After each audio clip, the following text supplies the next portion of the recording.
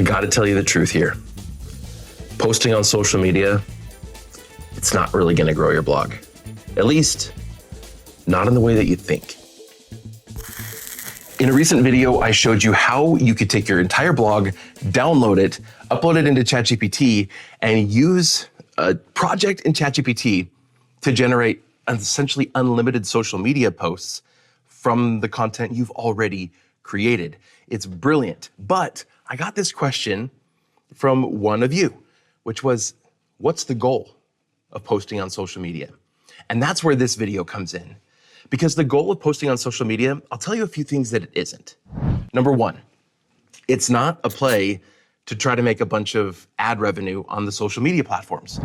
There was a time with blogging where we could just get enough traffic, where we could earn enough really just from ads and maybe some affiliate products that we could earn a great income really just by getting traffic. And we didn't have to have any further strategy beyond that. You could imagine we're gonna do the same thing with social media.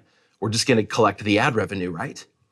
Sure, that's gonna be a piece, but that's not the goal here. Okay, so it's not that. It's not to try to get the traffic over to your blog so that you can get a bunch of ad revenue. The goal is not ad revenue. The goal is not views. The goal is engagement. You see, an ad revenue-based business model is really built around entertainment type content. So if you are creating social media content that's really entertaining and very broadly applicable, if you're the Mr. Beast of whatever social media platform you're on, fantastic. You're gonna make a lot of money from ad revenue. But if you're gonna do any sort of deeper dives, or you're gonna share information and you're gonna connect with people, that's probably not gonna earn you enough just from ad revenue alone, not on your blog, but also not on the social media platforms. And we're not gonna get enough traffic over from the social media platforms to our blogs to make enough money from the ad revenue, at least not like the money that we used to be able to make. That's because at least 90% of the time, short form content is not ideal for actually sending people anywhere. It's too fast, it's too quick. People consume it, if they engage with it, they're engaging with a like and maybe a comment. So what is the freaking point? The value becomes clear once you shift your mindset. And if you look at the social media influencers, all the people that you personally follow, are you clicking through?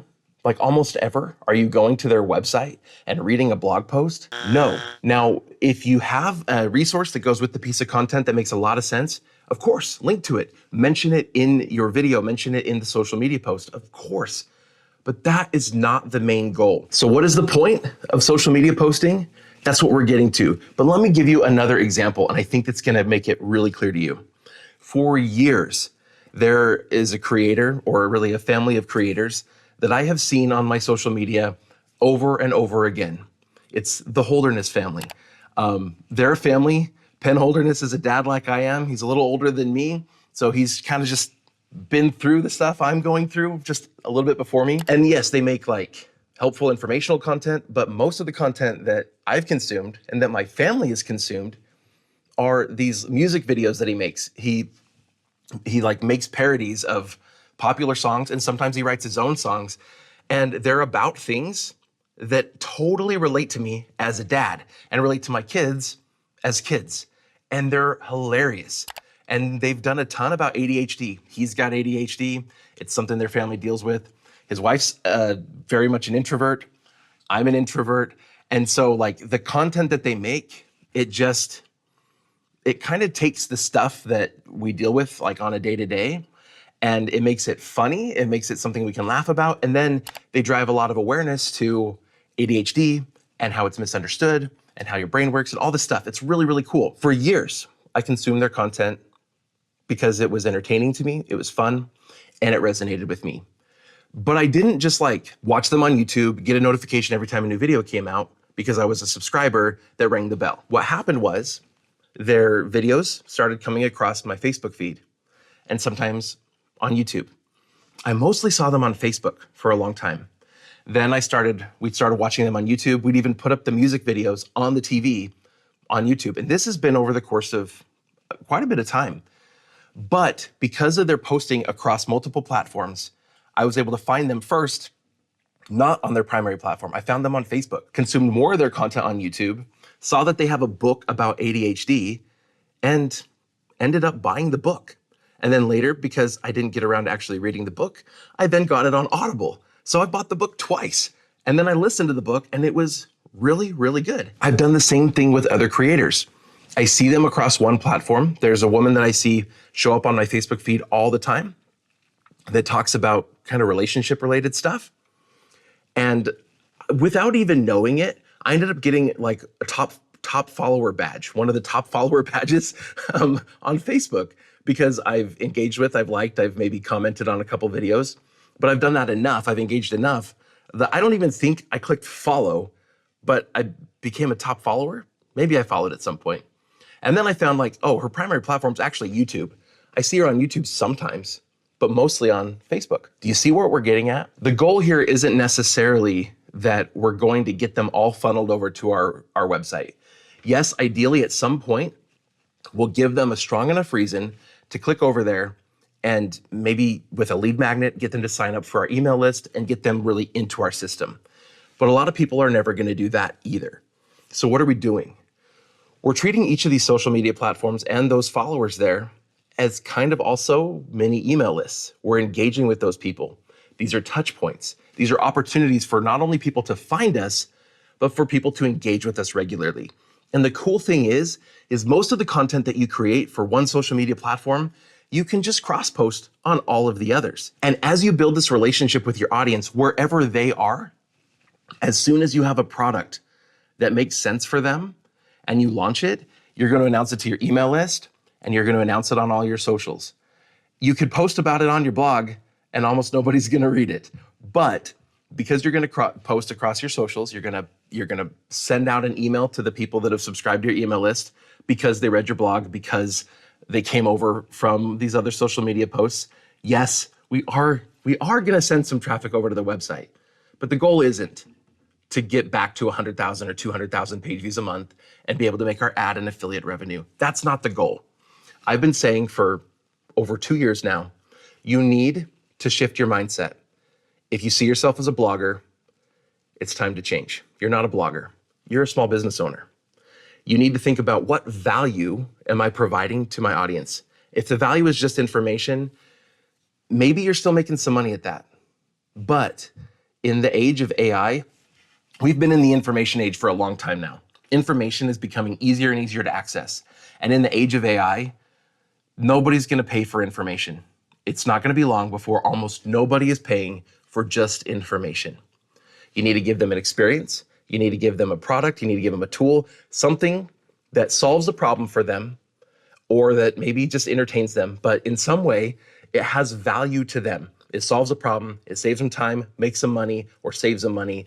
Those kinds of things especially are going to be the easiest sell when it comes time to provide those products. That doesn't mean you can't create courses and communities. Those are fine, but you need to make sure that if you have a course and a community, it's not just information that you're providing. You need to be providing an experience and you need to be selling them on how their life is going to change as a result of the course that you're selling them. So the goal is not short-term traffic. The goal is not viral social media content. The goal is brand building. Sounds familiar, like something we talked about like 3 years ago on this channel. Build a brand. I don't care if you don't have a product now, but that's where we're headed. So as a blogger, what should you do? Stop identifying as a blogger. Identify as maybe a creator, an influencer, but mostly as a small business owner. And think about what value you can provide to people that they would actually be willing to pay for.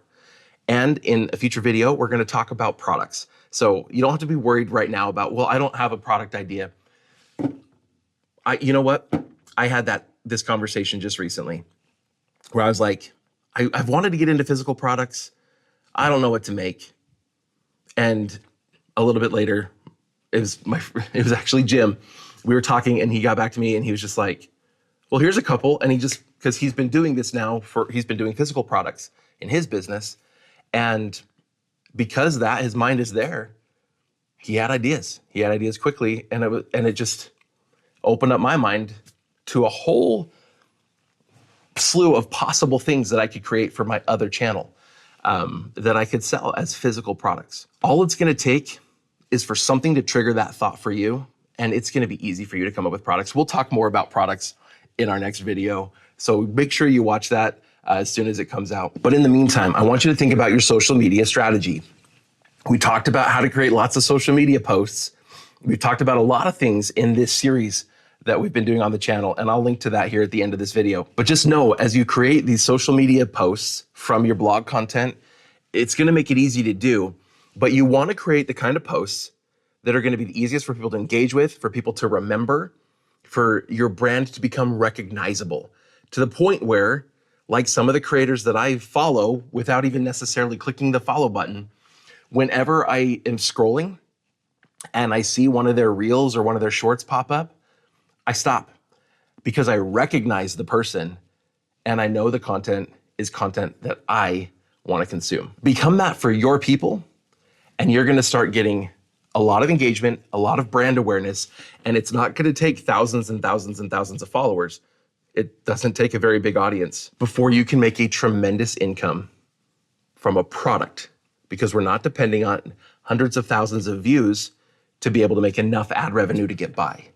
We're building something real and something that's going to be sustainable even as social media and content changes over time. So I hope you'll join me on that journey. If you haven't watched the other videos in this series, you're going to want to go watch them, because they're essentially going to walk you through a lot of ways that you can take advantage of the work you've already done creating a blog, and how you can now shift that toward this business that you're creating and toward ways that actually drive real traffic and real conversions. And that's going to build you a far better business than you ever had, even as a blogger. So check out the other videos in the series, and we'll see you over there.